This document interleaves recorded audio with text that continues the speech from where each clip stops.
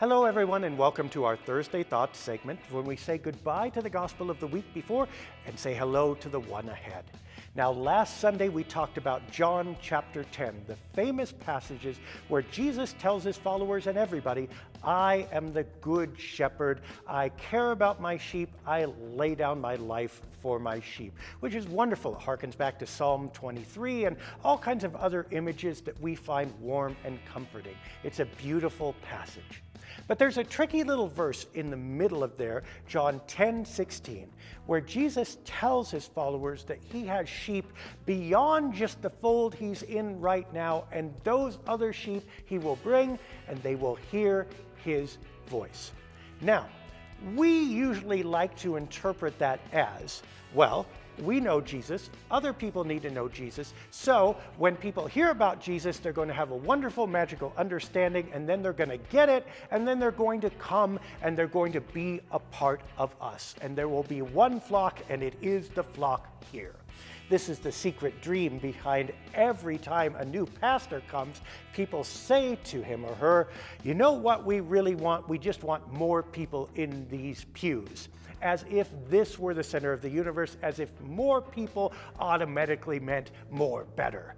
And it kind of doesn't. I don't know if you've noticed, but a lot of popular stuff out there isn't actually very good, especially when it comes to theology. But fortunately, Jesus is not talking about the direction going that way. When he says, other sheep will hear my voice, I will bring them, there will be one flock, he does not mean that everybody else in the world will magically look like, sound like, act like, and think like we do, and all come in here. Instead, the direction is the opposite. What he means is that my voice will roll out and it will speak to them in the language that they have. The real connection here to this reading is probably a little less Psalm 23 and a little more Pentecost, where everybody heard the disciples speaking in their own language. And there will be one flock does not mean that everybody will crowd inside the sheep pen. What it means is that everybody will be connected, even if they are outside of this sheep pen. In other words, Jesus is talking about a wonderful, miraculous spread of grace and love with a definition bigger than any of us could have dreamed, in a way that cannot be contained in one voice or in one church or in one way of thinking. Now, this is great for us as a church because it corrects some bad habits we often have. Churches across the world and across time have often been in the business of making things rare, although we don't call it rare, we call it holy. In other words, there are things that you can only see or experience here, and we've got them and you kind of don't, and if you want to see this really rare God stuff, you have to come in and visit us and be a part of us. That's actually the opposite of what we should be doing.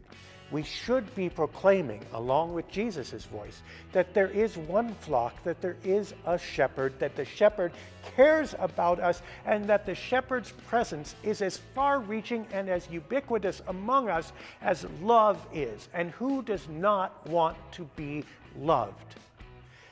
We actually need to make the stuff we have less rare, even if that means it feels to us slightly less holy. We need to demystify some of this stuff. We need to bring it down off the pedestal, off the shelf, and be willing to share it with everyone without asking who, what, where, when, and why, simply saying, here it is. It's always been in your life like it's always been in ours. Let's share it together.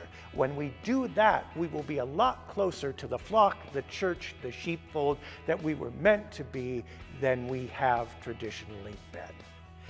You can join us on Sunday for reading from John 15 about God abiding with Jesus and Jesus abiding with us, how God is with us all the time. That will be wonderful. You can find us online at lightofthespirit.church, or if you're in Boise on Sunday, you can find us at Kleiner Park at 10 o'clock a.m. for an in-person service outdoors. So either way, we will see you then, and see you soon.